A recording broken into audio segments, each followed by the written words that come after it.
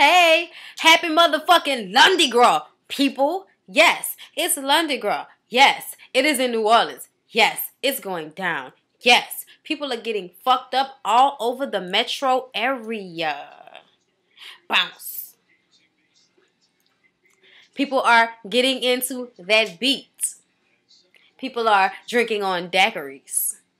People are eating the fuck out of Popeyes. All while feeling that beat. You understand me? Yeah.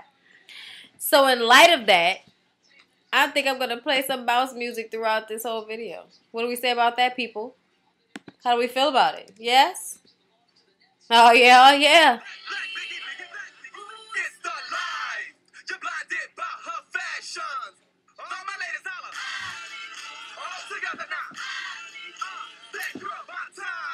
Everybody in the club keep asking where she from, who she with now.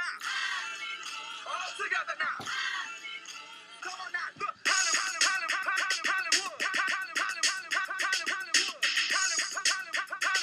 Let's get to this Housewives of Atlanta shit. Okay.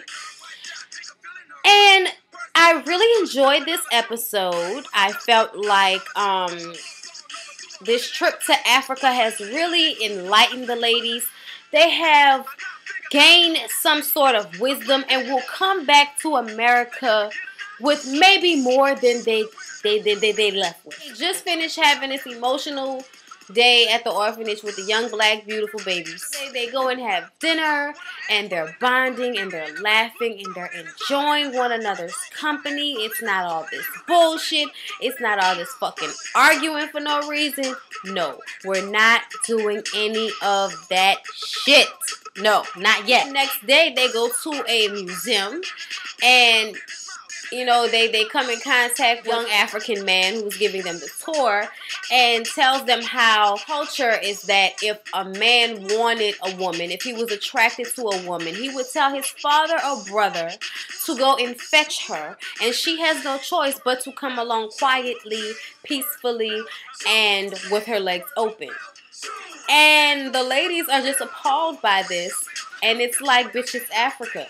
Are you forgetting? It's not America. So, for all you African people who can't stand American people, yeah, whatever. Glad I'm from here. Thank you. They come up to an herbalist, a person who reads bones. And they're not exactly bones, people. Oh, no. These bitches thought they were really bones. And at first, so did I. Because you never fucking know. It was not bones. No. It was seashells. She sells seashells by the seashore. Seashells by the seashore. Damn, I can never do it fast. You're gonna read everybody. And this was the funniest shit I've ever seen, you guys. Oh my God, I had a ball watching this. We were in this bitch, joke the fuck out. Okay? And first he reads Candy. Phaedra was like she wasn't gonna participate. He told Candy that you're gonna marry the guy you live with. And she was like, I don't live with anybody. And the one she was supposed to marry, you know, the guy from last season, died. So he was like, well, he's always with you. He's always around you. And that was very insightful. Moving on. Then we get to our girl Marlo. He says Marlo hasn't found the right man. She needs a man to take care of her big ass. If you are not making an income, you have to get some sugar dick. Gets to Nene. He tells Nene, bitch, you're very unhappy. No, you're unhappy. Shut the fuck up. I don't want to listen. I don't want to listen to it. You're unhappy. Shut the fuck up. And then he gets to Sheree. And he tells Sheree, you're never going to get married again. Wrap that shit up. You're never going to get married again. And she's like, what? What makes you say that? Well, because you're too old, bitch. He told her she was fucking old. He told her she was too old to get married. That's fucked up. And I know she's not the oldest one on this motherfucking trip. But the fact that he said that was so fucking funny. He was like, no, you're never going to get married again. No. I'm telling you the truth. Shut up. You're never going to get married again. Because she was like, I don't believe that. I'm going to get married again. Bitch, to who? Because I don't see any prospects. Who? Where they at? Trade with her. Trade with her. Later on that night, they get back to the hotel, and since they're having such a good time with one another, they decide to go over and have a slumber party at Marlo's room. And Marlo,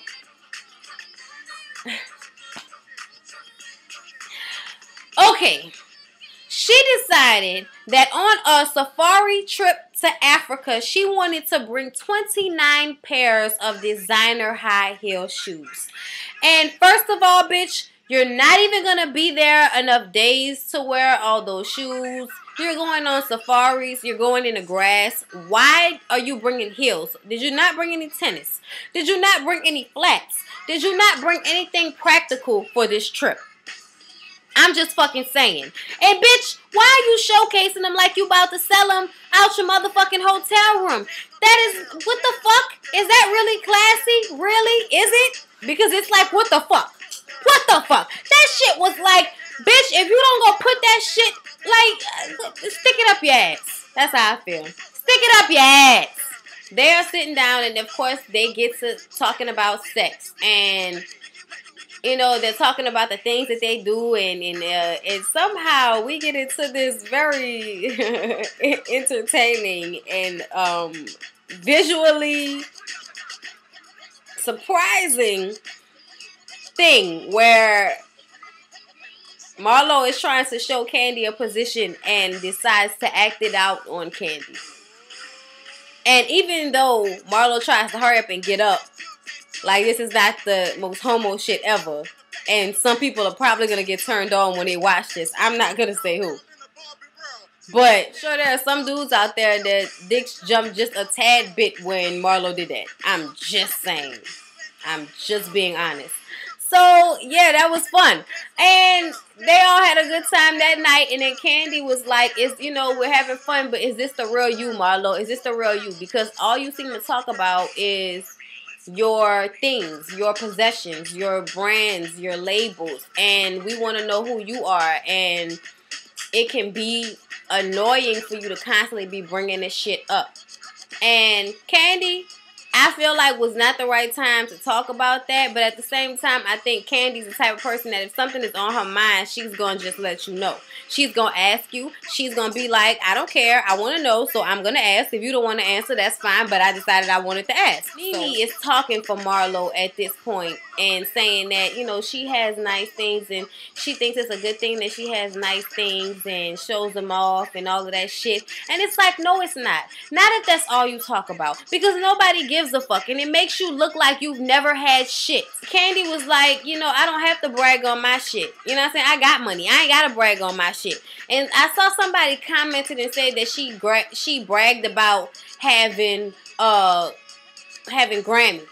There's a difference between bragging about a fucking accomplishment than bragging about your shoes and your clothes. There's a total fucking difference. Because, first of all, this bitch hasn't done anything honorable to gain these things. So, no, that's not something you brag about. And who the fuck cares? Who the fuck cares? Like, I brag about my college degree. That's what I feel like is braggable. I will brag all day. You know why? Because that shit was motherfucking hard and not a lot of people do it. So, yeah, you can kiss mine on that one. I believe fashion. I believe Louis Vuitton. I love this. I've been wearing this shit since I was 15 years old. On a scale like this, I've just upped my game since I've been put in better financial situations. Time out. First of all, the fact that you bleed Louis Vuitton tells me that you need help. There's nothing good about that, bitch. What are you talking about? You bleed this. What the fuck? There are way more important things in the world. I love fashion as much as the next person, but god damn it, there are way more important things. And this is what you bleed, bitch? You bleed this shit that don't mean a fucking thing once you've bought it. Blood. You know what I'm saying? I bleed these streets. You know what I mean? That's what I believe. I bleed these streets, you heard me? And it's just not editing. She's constantly talking about this shit. The next morning, they're supposed to go on a safari and then have lunch. But Marlo is sick as fuck. So Nene is saying that she's going to take care of Marlo and that Cynthia should go on with the short bitch, the safari, and they're having a good time. And, of course, they start talking about Marlo. And Cynthia expresses that she feels like, yes, she likes labels, but she feels that her and Marlo are two totally different type of bitches. She doesn't place that much emphasis on the shit. She doesn't care about it. She's tired of hearing about it. She was basically saying the same thing that the short girls were saying. She also said that she thinks they're nicer when Nene isn't around. Obviously, bitch. And also, you're more candid when Nene isn't around. So, you know, whatever. And that's the thing that kills me. Just because you can say something doesn't mean you have a mind of your own.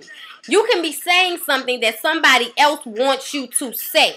Just like she did. Because they sat there and they talked about Marlo and everybody agreed that this bitch needs to shut the fuck up. When Nene's ass showed up later on when they sat down and talked with her, Cynthia turns right around and says that she doesn't have a problem.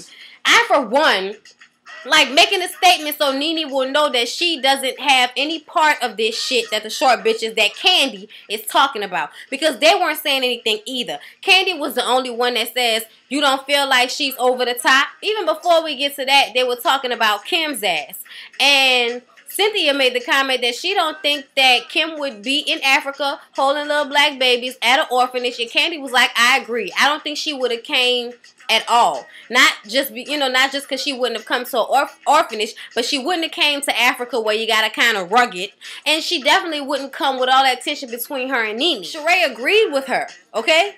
So let's just set that scene. That was the conversation that was happening. Now we go to them sitting down eating, and Nene shows up, and Candy brings up that they were talking about Marlo. And I think the reason why she did that was because she didn't want anybody coming back later on trying to make it seem like she was talking about her behind her back. And Nene came up, she said it to her too, just because she knew Cynthia was probably going to go back and tell Nene what they said any fucking way. So she might as well say it the way she wants to say it.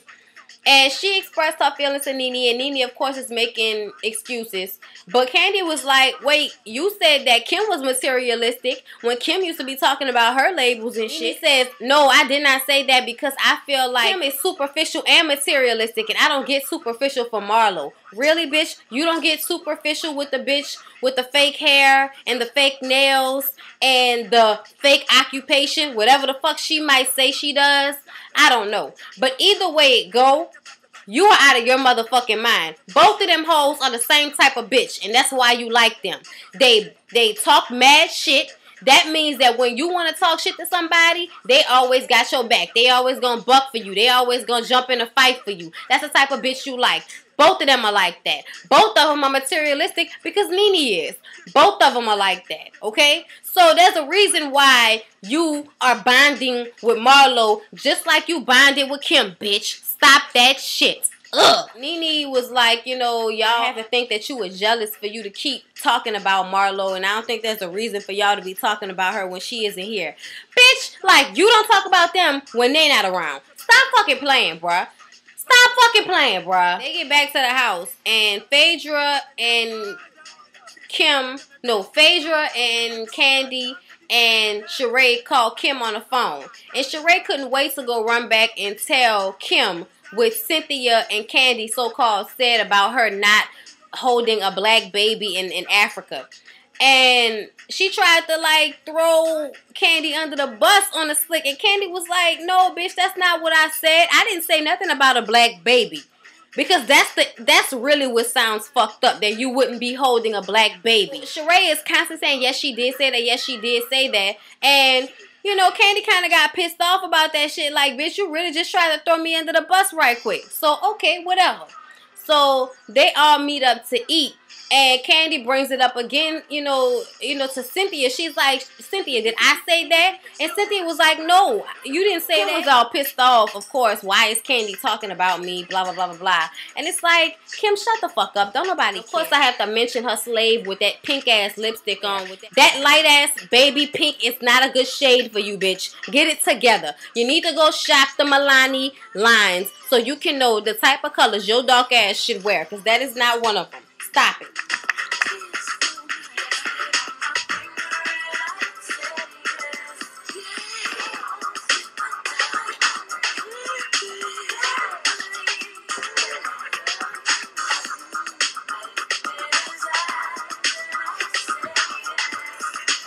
sitting there, they talking about the whole situation around the table, and Nene's stupid ass butts in and repeats the comment she made earlier about them having to check in with Kim, and Kim being their boss, like Nene is the boss of the Talls, and that they should realize that Marlo and Cynthia are their own people, and you know, it's disrespectful for you to think of them as my lackeys, and you don't want to be thought of as Kim lackeys, so y'all should understand that. And she made a good point, except for the fact that they really do this shit. Use a lackey, use weak. This is what we saying, and you proving the motherfucking points. So shut the fuck up, Nene. You know, of course, they start talking about the Marlo situation and that they should, you know, not be worrying about what Marlo does. And Marlo's like, at the end of the day, I'm going to wear what the fuck I'm going to wear. And this is what I like to do. And if you don't like it, then, you know, use a hater. And Candy's like, I have no reason to hate. I've been around motherfuckers that got real money. And they don't floss like that. Like we've been saying. That was basically how the show went, y'all. I had to give y'all that review right quick so I wouldn't be all behind with my shit. So I love y'all. Thanks for watching. Don't forget to hit that thumbs up button for me. If y'all like this shit, let me know. Comment on it. Tell me what you felt about the episode. Subscribe to me because like I said, I do it on a regular. Peace.